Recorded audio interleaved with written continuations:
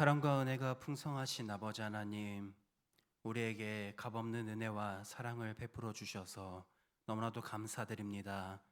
그 사랑이 있었기에 오늘 이 시간 우리가 주님 앞에 나올 수 있고 하나님께 예배할 수 있음을 고백합니다. 우리가 살아가면서 저희에게 주신 그 은혜와 사랑을 날마다 기억하면서 살아가게 하여 주시옵소서. 오늘 하나님의 말씀을 듣기 위해 우리가 모였습니다. 또 기도하기 위해 모였습니다. 하나님의 말씀을 듣기 위해, 그리고 하나님께 간구하기 위해 모인 성도님들 기억하여 주시옵시고, 부르짖는 그 간구를 하나님께서 친히 들어주시고 응답하여 주시옵소서. 거룩하신 예수님의 이름으로 기도합니다. 아멘. 하나님의 말씀 민수기 11장 4절에서부터 12절 말씀입니다. 하나님의 말씀 민수기 11장 4절에서부터 12절 말씀입니다. 구약성경 213면에 있습니다. 민수기 11장 4절에서부터 12절 말씀 우리 한 절씩 교독하겠습니다. 그들 중에 섞여 사는 다른 인종들이 탐욕을 품음에 이스라엘 자손도 다시 울며 이르되 누가 우리에게 고기를 주어 먹게 하랴. 애굽에 있을 때에는 값없이 생선과 오이와 참외와 부추와 파와 마늘들을 먹은 것이 생각나거늘 이제는 우리의 기력이 다하여 이 만나 외에는 보이는 것이 아무것도 없도다 하니 가시와 같고 모양은 진주와 같은 것이라. 백성이 두루다니며 그것을 거두어 맷돌에 갈기도 하며 절구에 찢기도 하며 가마에 삶기도 하며 과자를 만들었으니 그 맛이 기름 섞은 과자 맛 같았더라.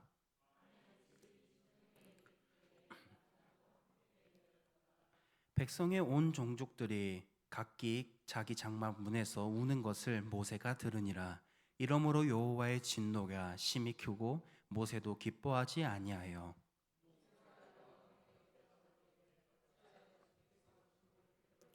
그러니까 어찌하여 내게 주의 목전에서 은혜를 입게 아니하시고 백성을 내게 맡기사. 같이 읽겠습니다. 이 모든 백성을 내가 배웠나이까 내가 그들을 낳았나이까 어찌 주께서 내게 양육하는 아버지가 는 아이를 품듯 그들을 품에 품고 주께서 그들의 열조에게 맹세하신 땅으로 가라 하시나이까. 아멘. 사람은 평소에 괜찮아 보이지만 어려운 일을 겪게 되면 우리 안에 있는 그 진정성 있는 마음이 드러나곤 합니다. 힘든 상황을 겪다 보면은 누군가는 다른 사람에게 그 탓을 돌리기도 하고 다른 사람은 스스로를 자책하면서 낙심하기도 합니다. 또 어떤 사람은 하나님께 원망을 쏟아내기도 합니다.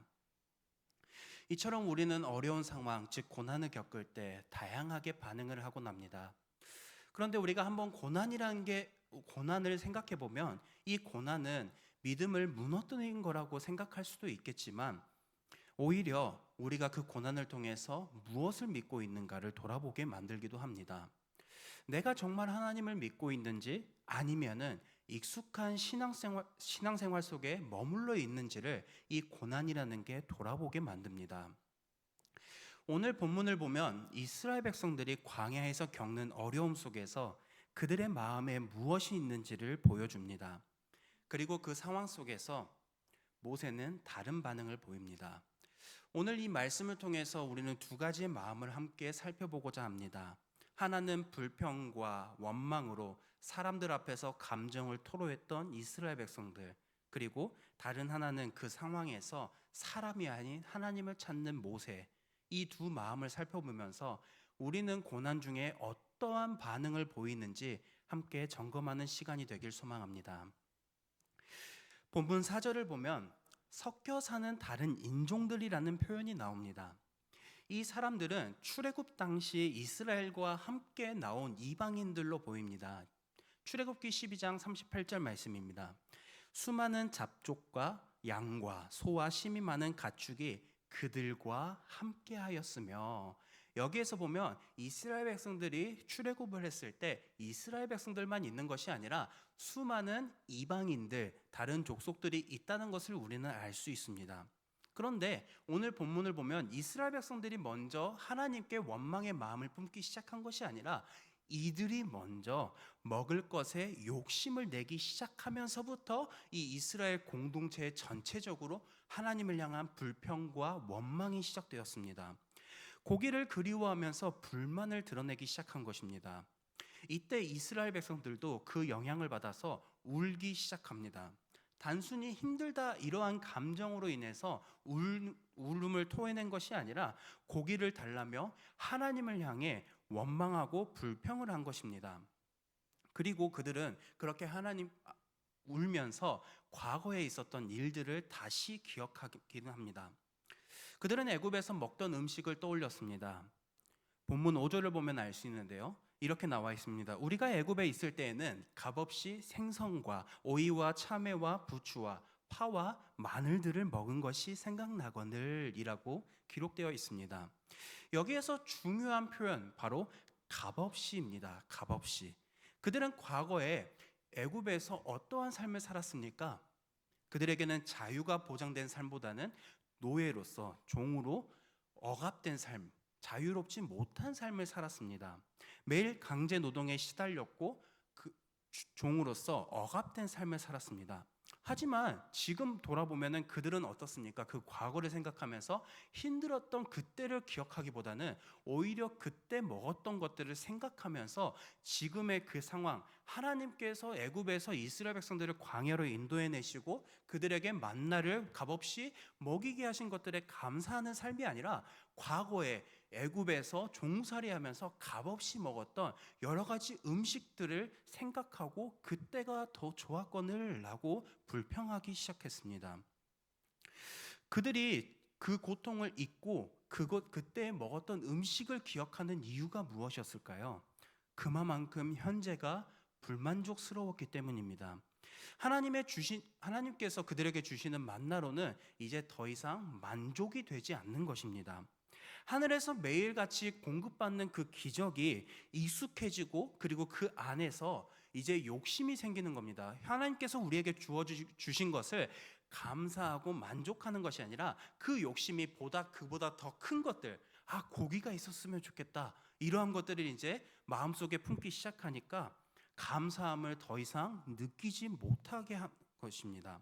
즉 자신들이 원하는 것이 주어지지 않자 애굽이 더 나아 보였다라고 그들은 이야기하는 것입니다. 우리가 살다 보면 이 이스라엘 백성들의 모습이 그리고 그들의 마음이 우리의 마음과 우리의 모습일 때가 있습니다. 하나님이 지금까지 나를 여기까지 인도해 주셨지만 삶이 힘들어지면 그 삶이 힘들기 전에 우리가 평안했을 그때를 떠올리고 납니다. 그러면서 지금보다 그때가 더 좋았거늘이라고 생각할 때도 있을 것입니다. 그리고 믿음의 길을 묵묵히 걸어가고 있지만 우리의 삶에 어떠한 것도 변화가 된 것도 없고 우리의 삶에 어떠한 더 좋은 환경으로 변하지 않는 것을 생각했을 때 우리에게 이러한 생각이 들 수도 있습니다. 지금 내가 잘 가고 있는 것이 맞을까? 그리고 믿음으로 산다고 했지만 달라진 것은 무엇일까? 이런 생각들이 우리 안에 생긴다고 할지라도 믿음이 약해져서 우리에게 이러한 생각이 들었다고는 할 수는 없는 것 같습니다. 오히려 우리에게 이 마음이 우리에게 들은 순간에 하나님을 믿고 따라가는 사람이라면 이 생각들이 어느 누구나 한 번쯤은 겪고 있을 그러한 생각들인 것입니다. 신앙의 길을 우리가 다시 한번 생각해 보면 우리가 항상 확신에 가득 차 있고 평탄한 길을 걷는 것만은 아닌 것 같습니다. 어떤 날은 우리의 마음이 불과 같이 은혜가 충만하여서 마음이 너무 뜨거워져서 정말 하나님을 위해 열심히 살아가겠다고 결단할 그때도 있겠지만 어느 순간 보면은 언제 그랬냐는 듯 우리의 마음은 차갑게 식어져 버리고 노력은 하고 있지만 지쳐버릴 그때도 있고 방향을 잘 모르겠는 그러한 순간들도 있을 것입니다. 이럴 때 우리는 이제 비교하기 시작합니다. 과거의 기억 그리고 지금의 상황을 비교하기도 하고 다른 사람과의 삶과 나의 지금 있는 그 삶의 모습을 비교하기도 하고 하나님께서 주신 그 은혜와 그리고 내가 기대하는 내가 원하는 것들을 비교하면서 우리의 마음은 조금씩 흔들릴 수 있습니다. 물론 비교 그 자체가 반드시 잘못됐다고 이야기할 수 있는 것, 그것은 아닙니다. 때때로 우리가 비교를 통해 우리의 삶을 점검해 보면서 우리가 감사할 것이 무엇이 있는지를 찾기도 하고 우리가 더 나은 방향으로 갈 수 있기도 합니다. 이처럼 비교가 좋은 선한 영향력이 될 때도 있는 것이죠. 그러나 우리가 어려운 상황 앞에서 지친 마음으로 우리의 삶을 지금 비교하기 시작하다 보면은 지금 누리고 있는 하나님의 은혜가 작게만 느껴지고 우리가 감사해야 할 것들을 기억하지 못하곤 합니다. 왜냐하면은 우리가 힘들고 어려울 때는 하나님의 은혜와 하나님이 더 크게 느껴지기보다는 우리의 눈앞에 있는 어려움이 더 크게 느껴져서 그 주변들을 돌아보지 못하기 때문입니다. 이스라엘 백성들이 하늘에서 내려오는 만나를 당연하게 여기면서 이 만나 외에는 아무것도 없다라고 불평불만했던 것처럼 우리도 어느새 살아가다 보면 하나님께서 우리에게 주신 그 은혜가 당연하고 익숙하게 느껴져서 그 소중함을 잊고 살아갈 때가 있습니다. 하지만 우리가 그것을 잊었다고 해서 하나님의 은혜가 멈추는 것이냐? 그렇다고는 할 수는 없습니다. 하나님은 우리의 형편이 완벽할 때만, 그리고 우리가 하나님을 온전히 신뢰할 때만 우리의 삶을 붙들어 주시는 분은 아니시고 모든 상황 속에서 우리와 변함없이 함께하는 분이신 줄로 우리가 생각하고 기억해야 합니다. 우리가 때때로 약하고 흔들릴 수 있을 것입니다. 그리고 그때 그 자리에서 다시 하나님을 바라보게 되는 순간 우리가 흔들리고 있는 그 상황에서 우리의 마음이 조금씩 하나님께로 돌아가기 시작하고 우리의 마음이 회복되기 시작할 것입니다. 혹시 지금 마음속에 여러 가지 질문이나 비교가 떠오르고 있다라면은 그 마음을 억누르거나 숨기려고 하지 마시고 하나님 앞에 있는 그대로 솔직하게 간구하는 저희 모두가 되었으면 좋겠습니다. 기도는 우리가 하나님께 하는 기도는 결코 나약함의 표현이 아닙니다. 오히려 하나님의 관계 속에서 회복으로 나아가는 출발점이 될 수 있습니다. 믿음의 길은 완벽하게 걷는 것이 아니라 넘어졌을 때 우리가 다시 하나님을 바라보고 또 그러한 연습을 하는 반복의 과정입니다. 우리는 여전히 광야와 같은 나만 있는 것 같고 어려움을 겪는 혼자 있는 것만 같은 상황 속에 살아가고 있겠지만 그 광야 한가운데도 만나를 내려주시고 구름 기둥과 불 기둥으로 우리의 삶을 인도하여 주시고 우리를 보호하시는 하나님이 함께 하십니다. 이 은혜를 기억하면서 어떤 상황 속에서도 하나님을 바라보는 우리 모두가 되었으면 좋겠습니다. 이어지는 10절 말씀을 보면 이스라엘 백성들은 각기 장막 문 앞에서 울었습니다. 이 소리는 단순한 투정이 아니라 그동안에 쌓아있던 그 울분들이 다 터진 것입니다. 하루 이틀 불편한 것이 아니라 광야라는 거친 환경 속에서 지쳐버린 그 사람들의 마음이 절실하게 나타나는 거죠. 그 울음소리는 모세의 귀에도 들렸습니다. 우리 화면에 보면 10절 말씀 같이 한번 읽어보도록 하겠습니다. 모세가 들으니라 이러므로 여호와의 진노가 심히 크고 모세가 기뻐하지 아니하여. 모세는 지금 한 명의 사람으로 감정적으로도 마음으로도 많이 지쳐있는 상태였습니다. 모세는 이스라엘 백성들을 위해서 늘 앞장섰던 지도자였고 그리고 그들을 인도했던 사람입니다. 하지만 그도 사람이었습니다. 지금 이 순간 그가 겪고 있는 일들이 너무 버겁고 무거운 짐을 지고 있다는 사실을 느끼면서 그 마음을 하나님 앞에 솔직하게 내어놓았습니다. 11절부터 14절 말씀에 요약한 것을 보면 이렇습니다.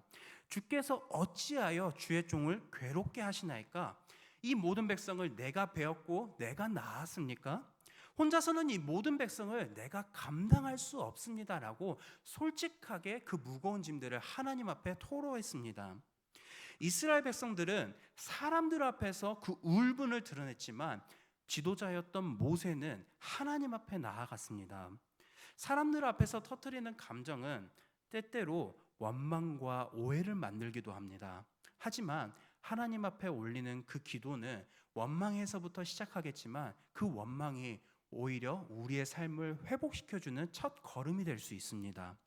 모세는 지금 자신의 한계를 인정하고 있습니다. 그동안에 인도해 주신 것도 백성들을 돌봐온 것도 자신의 능력이 아니라 모두 하나님의 은혜였음을 인정하고 나아간 것입니다. 그것을 알았기에 이제는 스스로 감당할 수 없는 그 헌실의 어려움 앞에서 솔직하게 하나님 앞에 말하고 있는 것입니다. 이 모습은 우리가 신앙 안에서 연약해질 수 있다라는 사실을 알게 합니다. 믿음은 모든 것을 다 할 수 있는 그러한 상태가 아니라 할 수 없을 때 하나님께 도움을 구할 수 있는 마음인 것 같습니다. 어쩌면 우리는 내 신앙이 깊어질수록 역설적으로 오히려 내가 스스로 다 해낼 수 없음을 인정하고 하나님의 도우심을 더 절실하게 구하는 것 같습니다. 15절에서 모세는 이렇게까지 말합니다. 주께서 내게 이같이 행하실진대 구하옵나니 내게 은혜를 베푸사 즉시 나를 죽여 내가 고난당함을 내가 보지 않게 하옵소서라고 자신의 현저한 그 감정을 토로합니다. 이 말은 단순히 그가 힘들어서 내뱉은 투정이 아닙니다. 그만큼 힘든 상황에서 무너진 그 사람의 진심을 드러내고 있습니다. 이 장면은, 이 내용은 우리에게도 깊은 위로와 또 공감을 줍니다. 이 장면이 우리에게 위로가 되는 이유가 무엇이겠습니까? 믿음이 있다고 해서 항상 강한 모습, 그리고 보여야만 한다는 것이 아니라는 것을 우리에게 알게 해준다는 것입니다. 모세처럼 믿음의 사람도 때때로 지치고 무너질 수 있고, 그런 순간에 하나님 앞에 나아가서 자신의 심정을 솔직하게 털어놓는 것이 잘못이 아니라는 것을 알게 해주는 것입니다. 그래서 우리도 살아가다 보면 이러한 순간에 우리의 감정을 억누르기보다는 하나님께 솔직히 나아갈 수 있는 용기를 얻게 되는 것입니다. 우리가 신앙생활을 하다 보면은 이러한 순간을 겪을 때가 있습니다. 힘들다라는 말조차도 하지 못할 때가 있습니다. 연약한 모습을 내가 다른 사람들 앞에 보이면 안 될 것 같다라는 생각이 들 때도 있습니다. 믿음이 부족하다고 생각될까 두려워서 속으로만 그 감정을 끝까지 억누를 때가 있을 것입니다. 하지만 우리가 그 마음을 하나님께 솔직히 보인다라고 해서 하나님은 우리를 꾸짖으시는 분이 아니십니다. 오히려 가장 솔직한 자리에서 하나님을 바라보는 우리의 그 마음을 하나님은 가장 귀하다고 말씀해 주실 것입니다. 모세는 혼자서 감당하지 못한다라고 말했을 때 하나님은 그와 함께할 70명의 장로들을 세우셔서 함께하게 하셨습니다. 우리는 삶에서 벅차다고 느낄 때 때로는 누군가와 마음을 나눌 수 있는 동역자를 보내주시고, 때로는 마음의 짐을 덜어주는 그 지혜와 때로는 감당할 수 없는 힘과 능력을 주시는 분이 바로 우리가 믿고 따르는 하나님입니다. 하나님은 모세의 기도를 외면하지 않으셨습니다. 그리고 우리가 삶 속에서 간구하는 그 모든 것들 마찬가지로 외면하지 않으시고 우리의 간구를 들으시고 응답해 주시는 분이십니다. 우리도 살다 보면 모세와 같이 광야의 시간들, 어려운 시간들을 겪을 때가 많습니다. 열심히 살아가지만 마음이 점점 지쳐갈 때가 있고, 누구에게도 털어놓을 수 없는 그 짐들이 마음 한편에 쌓여갈 때가 있을 것입니다. 그럴 때 우리는 사람 앞에서 우리의 마음을 토로할 때도 있고, 아니면 모세처럼 하나님 앞에 나아갈 때가 있습니다. 오늘 하나님의 마음을 기억하길 바랍니다. 하나님은 우리가 약하다고, 믿음이 없다고 꾸짖으시는 분은 아니십니다. 오히려 우리의 진심을 들으시고 이해하시고 도와주시는 분이십니다. 모세가 자신의 한계를 고백하고 모세가 자신의 한계를 고백했을 때 하나님은 그들에게 도움을 줄 수 있는 사람들을 붙여주셨고, 그가 감당할 수 있는 길을 열어주셨습니다. 우리의 인생의 무게가 눌릴 때, 우리가 힘들 때 왜 나만 이렇게 힘들까라는 생각이 들 수도 있을 것입니다. 하지만 그 순간 하나님은 우리를 더 깊은 신뢰의 자리로 부르신다라는 사실을 기억하면서 살아갔으면 좋겠습니다. 기도는 나의 연약함을 고백하는 자리이자 하나님의 능력을 경험하는, 하나님의 인도를 경험하는 자리의 출발점이기도 합니다. 삶이 벅차다고 느낄 때 하나님께 솔직하게 고백하며 살아가는 저와 여러분들이 되길 소망합니다. 말씀을 맺겠습니다. 우리는 살아가면서 어려운 일들을 겪을 때가 있습니다. 누군가에게 털어놓으며 우리의 마음을 쏟아낼 때도 있고 답답한 감정이 불평으로 드러날 때도 있을 것입니다.